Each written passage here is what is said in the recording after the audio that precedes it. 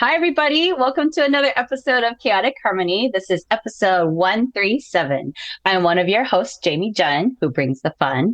And I'm joined today by our founder, Crystal Pridmore. Hi, Crystal. Hi, Jamie. Good to see you. Yay. And we're also joined by our wonderful recurring guest, Danny McKay. So, hey, Danny. Hey y'all, happy to be back. Shout out Hey, from hey. Texas. Yeah.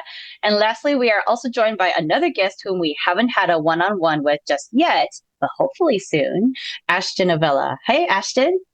Hey, I'm glad to finally be here after so many years of talking about this. Me too. Yay. How's everybody doing these days? How's school? How's life? How is it? Well, we taught with the kids having eaten candy for breakfast for a week and a time change and a full moon last week. So I don't know about you, Goodness. but I That's a lot, survived yeah. barely. I feel like I'm in the thick of it because Veterans Day is coming up and that's a pretty big performance at my school. And so, yeah, I had my first dress rehearsal yesterday and then I have two more this week. So, yeah, we're in the thick of it. Feels like the right words to use, but all good things, all good things. Excited to see the kids on stage. So. hmm How are things with you, Ash? Pretty good. I have to say that this year I'm really trying to be intentional about my concert being a window into my classroom rather than curriculum concert, but they're just one and the same. So I'm really trying to focus on that and not be like, oh my goodness, I have to do something else to stop my curriculum and do this. So Absolutely. We need to have our community and our family see exactly what we're doing in our music room. So thank you. That all said, this is Chaotic Harmony, the show where we talk about joy, struggles, and all things adjacent to elementary music. So last week we talked about community schools with our guest, Leah Navarez, about what they are, how they benefit everybody, and how music teachers in traditional schools can perhaps take some inspiration from them. Next week, we're talking to a host of ORF board members from different chapters in California. So North, Bay, South, everywhere. We'll be chatting about how things are going, how we keep our institutions afloat in the 2020s. And basically, I hope you're all there to see that. You might get some inspiration. So today, for this episode, we wanted to discuss how to find concrete ways elementary music teachers can make classes safer, more musical, and more joyful for LGBTQIA plus students and colleagues. This has been kind of a vision and a wish since I ever joined Chaotic Harmony to help support a platform where variety of people can have their voice and to have things be said that we feel that we're passionate about and we really care about. So for either one of you, my name is Jamie Jun and my pronouns are she, her. Maybe we can have everybody introduce ourselves in that way as well. Sure. I'm Crystal Pridmore. My pronouns are she, her. And when I do this in my classroom, I say you can just say your name, or if you want to give me your pronouns, you can do that too. So, how about Ash? my name is Ashtyn Avella and I use she, her pronouns. And And Dan? my name is Danny and I use he, him pronouns. Mm. And when you introduce yourselves in your class or just in the first 5 minutes of class, whether in the beginning of the year, what do you do that signals that every child belongs here before a note is sung? The first thing I have right above my board is the Progress Pride flag, and it says "You are loved." It is by the trans painter, and it's like a beautiful flag.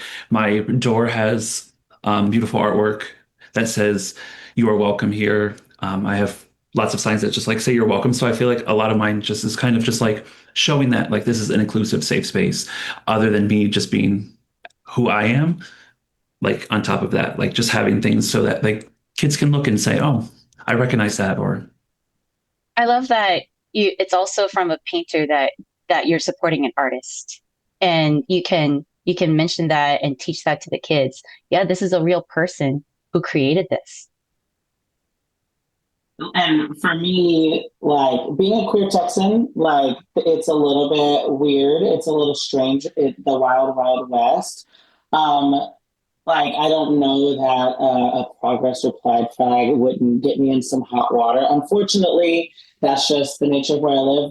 So I think for me and for a lot of queer Texans, are sort of that signal to anybody that this is a safe place is just through our existence. I mean, I am unapologetically myself in my classroom. I'm not afraid to, talk about being the boy who loves to wear pink and loves to dance and loves to sing. And, even though I have kids that will say, you're kind of different. Like, my dad likes football and you don't. That's so different. It's these little things that I think can kind of be superficial to some, but I think for me, as someone who growing up gay and growing up feeling so different, it's become kind of like my superpower, my armor. And so I think that's how I show children that this is a safe place. It's just by existing. And then there are things we do in class when we talk about like how we're going to treat people, how we're going to talk to people, regardless of their opinion or what they like or what they dislike. So that's kind of what it's like in my neck of the woods. Yeah, and when we were talking about putting this episode together this last week, Danny, you had some things to say about why are we talking about being a queer teacher on our podcast? And so you had a really lovely way of saying that. Why do you think it's important that we even have this episode? I just think that regardless of what you believe, and indoctrination is a huge word, especially in Texas, that gets thrown around when we talk about LGBTQIA plus issues in and out of the classroom. I think it's important to acknowledge that there are so many aspects of a person's identity that that intertwine. There's a lot of intersectionality, and so for me, it's like my musicianship, and the reason why I became a musician and why then became a music teacher is because I found solace and I found joy and passion expressing myself through music. And so much of growing up, like I was bullied for that. I was in conservative Texas being called gay, being called slurs because I didn't like football and because I would rather play the French horn and dance to music. And so as an adult, that has become so important to me in finding a like that's exactly why the space I'm creating for children is the space that I'm creating, because I know that there are kids, regardless of if they do identify as LGBTQIA, that's not on me to decide that for them or to help them find that, maybe make that decision. But it is up to me to show them that you can be whoever you want to be and love what you want to love regardless. And you're going to have an adult that is going to love and support you through that. And so Definitely. I think that's why I'm here. And I would be curious to know, Ashtyn, your experience as well, and how maybe like queerness, if that's not the term you use, I apologize, but intersectionalizes with like being a musician and things like that. Well, first, I actually appreciate that. I really appreciate that we're both here because I have an extremely privileged environment where I'm allowed to say whatever I want, teach whatever I want. And so I think this is a good conversation to have with two people who are in opposite places, where whatever I say to my students is not going to get me in trouble. Whatever I have on my wall is not going to get me in trouble. And so what I want people to know is that this whole conversation from my side is going to come from a privileged place where I have the ability to be able to say things. And I realize that, and I definitely appreciate that I have that. So I want people to know that I understand that some things I'm going to say today are not applicable because their government doesn't allow them to. But I grew up in rural New York, and rural New York is as red as can be, and it still is to this day. And so, same thing growing up, I didn't really have anybody.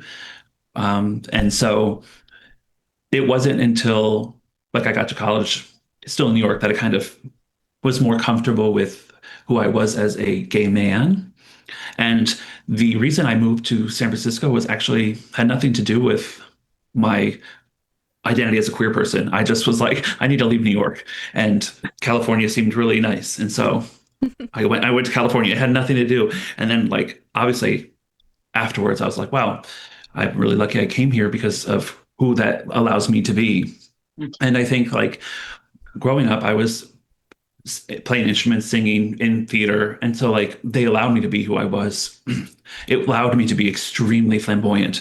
Like I was not out during high school, but like who's my friends, it was like one of those things where my friends were just like, thank you for telling me when I finally came out. They're very appreciative, but like they were they weren't shocked by it. And that's okay. Like they let me come out in my own time and things like that. But I love the spaces I was able to be myself in without having to name it. I could just be a character on the stage and be just super flamboyant, super gay. And Mm, it's just like, yes, that's who you are. When did tap to that. so have you both been out at work like from the beginning, and that's just part of your teaching experience? Yeah. Yeah. So so I have two outs. I Okay. have my gay man out, which was when I first started teaching 11 years ago. I was Hmm. already very comfortable. I mean, I had been out for 6 years at that point when I first became a teacher. So Mm, I was just like, yeah, this is who I am. Um, I don't think I really talked about it much and not on purpose, just I didn't. And then 6 years ago at my current school, I was already there for a year when I came out as non-binary and I started figuring my gender identity out. And so from that moment, like I was never going to be quiet about it. I was very I cannot be in a place where I cannot be myself. And again, that's why I talked about I'm very privileged to be able to say that. So it's like I'm going to be who I'm going to be. And not that it was perfect. The school had never had someone who was out as anything but cis while they were at the school. And so I was the first person to kind of challenge all the norms that the school had and all these different things with the families, like understanding like who people were. And so I understand that like it was a very big challenge for people and there was many missteps along the way in terms of what the school did. yeah. But I've never shied away from who I was because I can't be anyone but myself and I refuse to be anyone but myself. Good. Our kids need to see us fearlessly showing up as Mhm. exactly who we are, and that there's room for all of that. And that to me is the most important thing about this discussion. This is not about indoctrinating anyone. It's exactly like Danny already said. This is about being in a safe environment where everybody can be themselves and not have to mask it. And I feel like it's so good to have this as well because this is representation of what Yeah. it could be like for other people. I was talking to some of my other friends who are part of the queer community, and they said they don't see a lot of this. They don't see a lot of this representation or hear about these sort of podcasts where we talk about these sort of things. So I feel like that's amazing. Yeah. Was it kind of like that for you too, Danny, that you feel like you couldn't like you had enough comfortability that you were able to be more open about it in your spaces? Yeah, it's funny. I remember in college, I decided I wanted to be an elementary music teacher, and I was talking to a professor who was also gay, and then he told me that he actually recommended that I go have a conversation with Michael Chandler, who was teaching Oh, in the area at the time. Because he was, I think he was like hinting that I might want to just talk about like being an out proud gay like Texan and an elementary music educator, what that's like, and just the experience of it. And I don't think I ever did because I was like a sophomore in college and he was like either finishing up his doctoral program. I don't know. It was terrifying. I was like, I'm not about to go up to some guy and be like, so my teacher told me you might be gay and I want to talk to you about it. So I didn't. But that was kind of a point where I decided that again, this is kind of like a privilege. Not everyone has the ability to move to a location where they are quote unquote mhm. wanted.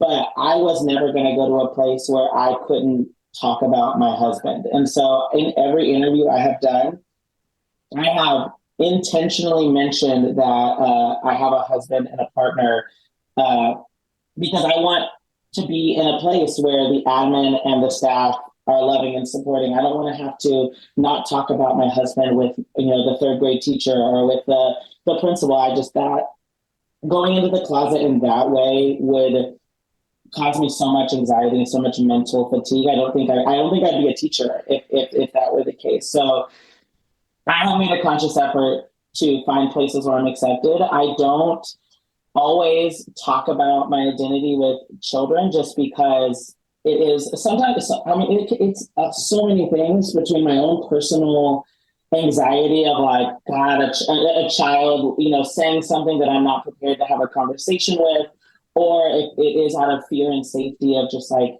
if I mention this, is it going to get back to a parent that then it's going to become a bigger issue?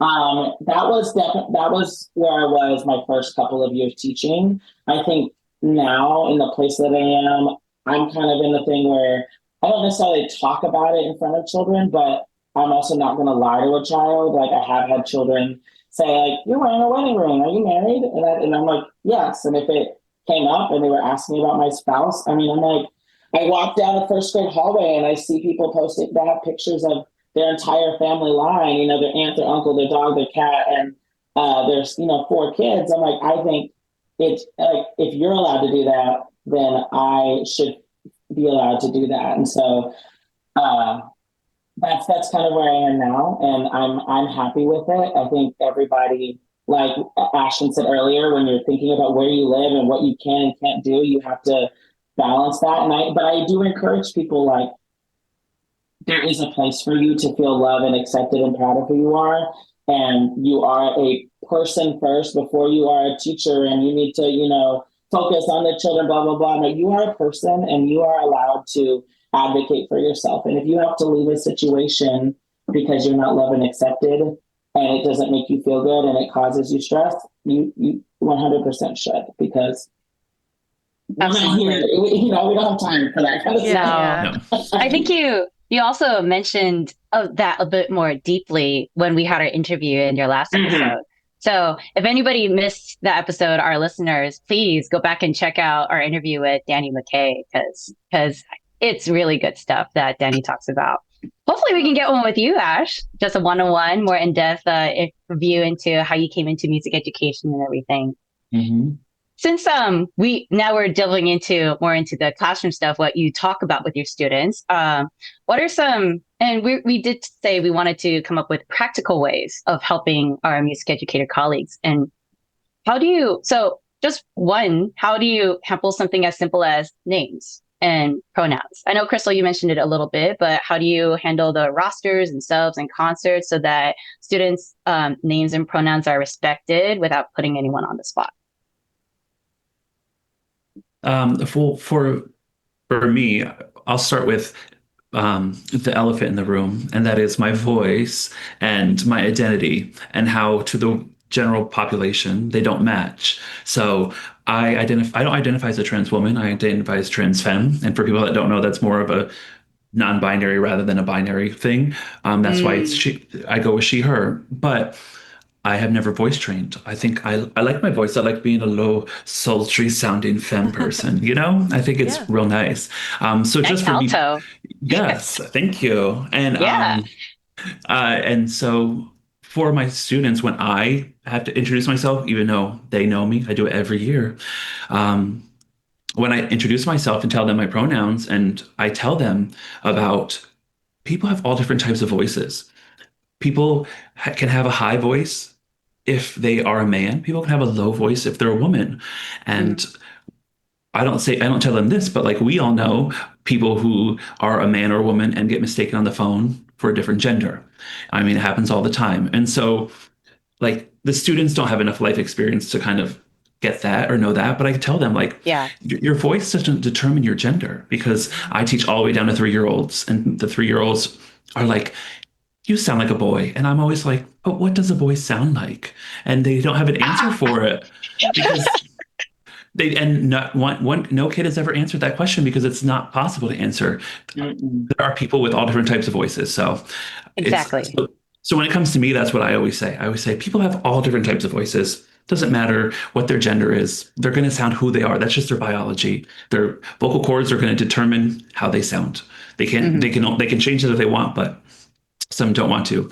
And but for like everyone else at our school, like the people we have for subs are like recurring, so we all know like who our subs are. These two students know our subs very well. That's Um, good. and we don't have anything on in terms of we don't put like the kids' names in the programs. Like we just have the program, but the kids' names aren't actually in the programs for us. It sounds like you use yourself as an example, and using yourself as a model or the example, it's to help foster that comfortability, vulnerability, so that the students can also follow that. How about you, Danny? And again, the Texas experience is just, it's a little different. I don't think like pronouns are just something that we kind of, is not something we address very often. But I mean, even I love the way you talk about voices. I feel like that's something that we do have to address in class, just because, I mean, even me, like I get mistaken as a woman all the time in the drive-through, on the phone. Like that's just the nature of my voice, and I love my voice. And so thank you for giving me that. I felt like I needed to hear that. That was really awesome. But I mean, I've had the issue with like even names, like everybody's favorite folk dance, Sasha. Like every time I teach it, Yeah. like, is Sasha a boy or a girl? And I'm like, well, like it could be either. And there's kids are like, Sasha's definitely a girl. And I'm like, well, you don't live in Russia where this might be a little bit more popular. So it's such a good teaching point, all of these little things and these experiences. And so I think that's kind of where I approach it. I think names are something that are very important to me. And so I teach about names, and like I talk with kids about how even things like pronunciation, which has nothing to do with the queer identity, but it has everything to do with identity, and we are all encompassing. So I think that's kind of where I'm more focused on identity, is your name, and the things that you love and that make you who you are, and being proud of yourself. Definitely. Yeah. And actually, like talking about that, it almost ties into the language that you use as well. So it sounds like you use very I can't speak today. Encompassing language. So what maybe in certain like music education situations, like what sort of language swaps or phrases have you adjusted to make it more encompassing? Like instead of saying boys and girls, what do you say part one or part two? And Ash, it sounds like you say higher or lower, doesn't matter which gender. What are some examples that you all use to make it more more encompassing? I'll just use that. That's your word. Less binary, I think. There we go. Yeah. Well, I think the funny thing when you get down to the nitty gritty of this is like the gender binary is so problematic with children because they're children. Like, I'm sorry, just like it doesn't matter if you're a boy or a girl, and they hate hearing when I say this, like, but you sing the same. You are a child. You have a exactly. Child singing. So like the boys might hate it when the girls are out singing them, but I'm like, if you're supposed to sound the same. So I think that the binary in general is just so problematic. And because I get kids who are in 4th and 5th grade, because I am helping pilot my district's elementary district choir this year. So I'm working with kids from all over campuses.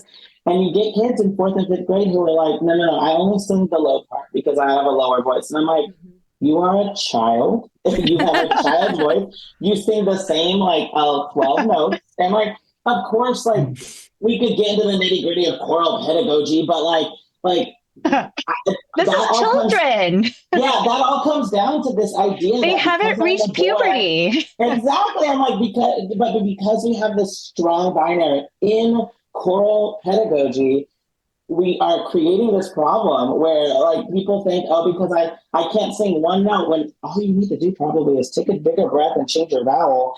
That's going to completely change your identity and send you on this long spiral where you're a senior in high school singing, soprano too, and really you should be singing alto. Like, it's crazy. And so I love that I've been to like TMEA a couple of times and seen sessions that are about like de-gendering and de-binarying the singing voice, because it really is creating more problems than it is helping. Like, so I think that's kind of my approach to it. It's just like being more inclusive, or what do we say, encompassing is our word that we're using, is really just best practice for music educators to be better teachers. So that, like, calling it, indoctrination, I hate bringing up that word again, but it's crazy because it really is just like how you be the best music educator that you can when it comes to singing, in my opinion. I know I mean, Ashtyn that's what is this is for. I Go know ahead. Ashtyn is really passionate about gendering our language in music class. So what are some things that you do? Hmm. So first of all, unpopular opinion, guys is a gendered term, but I will never correct somebody for using that term. I Hmm. had to get rid of it from my vocabulary. Where I grew up, it was it was one of the most said words. Where even one of my music education professors would ding a grade off of our evaluations if we use guys too much while teaching. But that's one thing for me that I will never use is guys because to me it is gendered. And another one is dude. Moving to California, it was fine Yeah. until I started Dude is supposed to transitioning. be gender neutral. And Yep. I'll respect people. They can think whatever they want, but to me it is not gender neutral. But again, I don't police people's words. They can say what they want. Um, but with students, I've never used boys and girls. We have uniforms. They're super lax, but it's really just like a color thing more than like a specific type of clothing. So I'm very big on, do you have a collared shirt or a crew neck shirt? Collar shirts, you're going to do this. Crew neck shirts, you can do this. When I'm calling Yes, people, I'm going to do blue socks. If you have any white on your socks, if you have no socks on because we don't wear shoes in my classroom. And so things like that, like just identifiers are just much easier to like divide them, counting them off, things like that. But exactly. just going off like what Danny said, when we get older, I still think it's silly to say women sing this and men sing this because countertenors are Hmm. historically cis men. There are older cis women who, as they get older, their voices drop, so they go sing the tenor part. So there's Hmm. plenty of instances where there are cisgender people in the other parts, not just non-binary and trans people. So like the language to me thing hasn't always made sense because like even if we just put cisgender people into the mix, it never really fit nicely because of countertenors, because there are women who sing lower because of course they don't get to choose what their vocal cords do. Um, but I sing in a choir outside of school, and it's really nice. I sing in the bass section, and there's no gendered language. Like it's very much like altos, sopranos, or tenors, basses, or high voices or low voices, whatever it may be. And it's really like affirming to be in a space where the director like already does that. And it's just like, yeah, I'm not gonna have to like cringe in my seat waiting for someone to say, okay, be manly men or something like that. Cause I'm gonna be like, I'm gonna be like, girl, I'm femme as can be. Who you calling a Yeah, manly man? I don't know what that means. And so no such being thing. it, it just feels good to not have to be nervous about something coming, to just be able to be in my seat saying, I'm going to be able to exist in this space and not have to worry about people saying something that's going to make me feel like I don't belong. Mm. Mhm. I sing in the Austin Gay Men's Chorus here in ATX, and that's something that's so funny to me. Is like we have this kind of funny thing going on right now where we're like, we're the Austin Gay Men's Chorus, but you don't have to live in Austin to be in it. You don't have to identify as a gay man to be in it, and you don't have to, and it's because if you can sing tenor or bass and you are gay or an ally or any part of the LGBTQ community, you're welcome to join us. All you have to do is be able to sing in these ranges. And I just think that that is it just sucks because it's still pretty taboo to be, to identify as a woman, but to be in our group because of these gender binary constructs that have been created. And historically, women's courses are important and have their own place. But like, we're in 2025, we have the ability to move past that. And so I think I love everything you're saying. And I just wanted to touch base because I feel the same and I've had that same experience where once you get rid of the barriers, it feels so much more freeing anyways. Hmm. Yeah, my dad is a countertenor, and really obnoxious that he can still sing higher than I can. And so this was a conversation in my house growing up in my relatively conservative house as a child. Daddy, stop singing like a girl.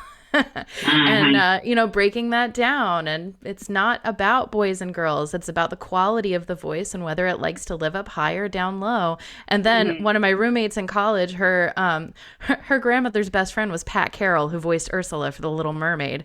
And so you talk about like a low alto. Yeah. Yeah. Exactly. Right. Yeah, they do. They come in all shapes. Our voices they're incredible. They're incredible instruments. So Danny, Ashtyn, Crystal, and I had such a great conversation that it went on for a while. And it was so great that we had to split the episode into 2 parts. We'll have the second half released on Monday, November 14th, so please stay tuned. With that, here's our lovely ad and then a classic spiccato afterwards. Hey, we just want to take a quick moment to shout out Mission Trails Financial, the partner making this show possible at no cost to you. If you've ever felt overwhelmed by financial planning, you're not alone. But Mission Trails Financial is here to make things simpler. They offer tailored financial advice for you, from investments to tax and insurance planning, with a team of experienced fee-based advisors who are CFP designated and fiduciaries. That means they're putting your best interests first. Let's face it, navigating the world of finances can feel like drinking from a fire hose with endless options for investments just a mouse click away. But Mission Trails Financial aims to cut through the noise by breaking things down into clear, actionable steps while providing regular updates. Mission Trails Financial believes everyone has the right to work with a financial advisor regardless of how much you've saved. Mission Trails Financial's focus is building a relationship so you are not traveling your financial path alone. They even help you keep track of old 401ks when you're transitioning between jobs, because your financial future should always stay on track, no matter what changes. So don't wait. Let Mission Trails Financial show you how to make that next step towards the future you've worked hard for. Plus, your first consultation is absolutely free. Just visit missiontrailsfinancial.com or call 619-419-0238 today. You'll be glad you did, because leaning on professionals like Mission Trails Financial is how we get ahead. Check out the program notes for more details. Advisory services offered through New Edge Advisors LLC, a registered investment advisor. Well, here's the hard left turn. Shoo. Thank you all so much for being part of this journey. It means so much to have you join us. And if you want this journey to continue, please support the things you love. We have a Patreon, patreon.com/chclassroom, where you can get special merch, other things for the class, as well as ways to connect with us and hear updates about what's happening on our chaotic, harmonious lives. We are also revamping it, and we'll announce more about those details after ORF conference sometime in December. However, if you don't have a coin to toss away, totally okay. We're not going to guilt you about it. But there are free ways to support. Just leave us a review on Spotify or Apple Podcasts. And some of you know the drill. Hopefully everybody does this. 5 stars only. And to add, if you leave a written review, we'll read it on the podcast. Follow us on YouTube and the socials, and leave this episode a really awesome comment for all of us. And actually, all those things help keep the small things ensure that the mics and lights stay on. So thanks. All right, Crystal, you're back to you. Lightning round time. So I'm just gonna bounce back and forth between the two of you, and I'll toss the questions your way. So starting with Danny, what is one poster or book every music room should have? I mean, all are welcome here. Oh, that's such a good one. Super easy, yeah. And there's great ORF lessons. I'm teaching with ORF and all that stuff. So, yes, there are. Ashtyn. I really love the book Cuando Amamos Cantamos by Ernesto Javier Martinez, because it's about a boy who loves a boy, and his whole life he was taught you sing to the people you love, and he loves a boy, and his dad helps him sing a song to the boy he loves. Love that. I love it reading that book. Good. Okay, back to Danny. What is one song you love that teaches musical skills and representation? Oh gosh. I feel Lightning. It's lightning. I hate it because you can't find this anywhere. But I mean, I just Drew Bullington did this great thing with Keith Haring, and I just love like getting to highlight an artist that's queer. So like I just go ask Drew for his lessons about Keith Haring. Okay. No. Okay. Drew Bullington's lesson about Keith Haring. I'll make him share it. I'm so sorry. Ashtyn. 1 Foot Lead with Love by Melanie Demore. I Okay. love doing protest songs, and I love Melanie Demore. I've gotten to work Yes. with her before, and great songs, but that one especially love, and the students connect with it, in my experience. Beautiful. How about one sentence you keep on a sticky note for hard days?